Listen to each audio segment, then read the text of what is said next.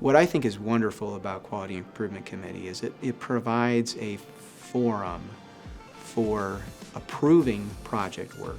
So our QI projects follow a very rigorous and scientific methodology. We look to identify the root causes of a problem. In the redesign of QIC, we have to bring projects forward and put them through an application process. There has to be some real due diligence and homework put in place to present a good application. And then we also hold those teams accountable to coming back and letting Quality Improvement Committee know how the work is going.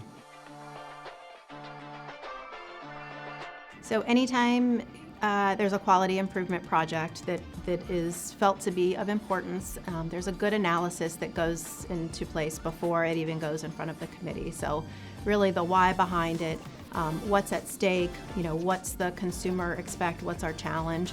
And so all of that data is presented to the QIC, which is a group of physicians, providers, and leaders within the organization. And then it's up to us to ask the questions and to approve the project or suggest, additional pieces that may want to be considered for that project. I would say the biggest QI project is the happy grounding to prevent those hospital-acquired pressure injuries. Getting together, doing the harms rounds, ensuring we are properly offloading those heels, we are properly offloading the patients, and doing that one-on-one follow-up with the team members. The C-Diff Collaborative actually originated after the first C-Diff project, and we were able to implement some interventions in EPIC that kind of forced us to get to that near 100% compliance to evidence-based practice. We saw a 40% reduction in C-Diff events after that second project work. The first project already had around a 40% improvement, so that's a 40% improvement on top of an already existing 40% improvement.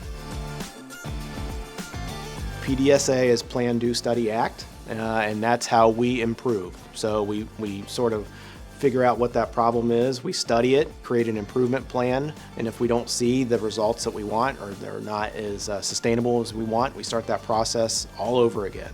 If the alignment wasn't exactly what we wanted it to be, then we would undergo another PDSA, ensure that we involved the right frontline team member, asked the right questions, developed the right processes for improvement, and ensured that there was engagement from the beginning to the end in terms of the entire process.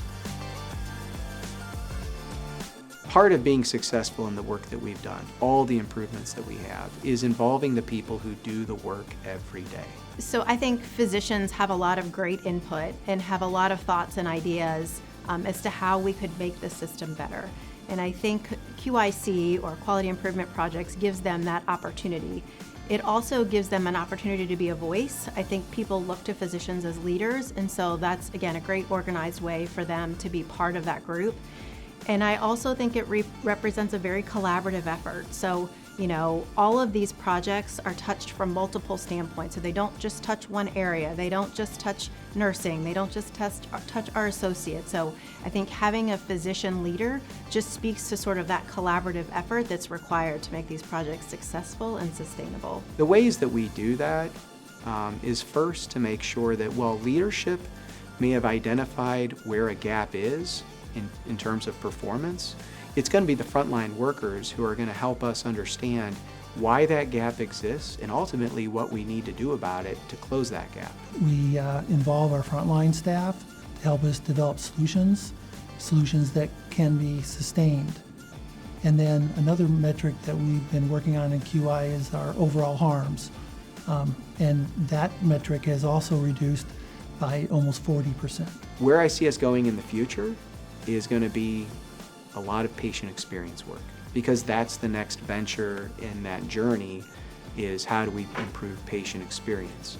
And that's not just for the sake of scores. I think that's for the true relationships that we have in interactions with patients.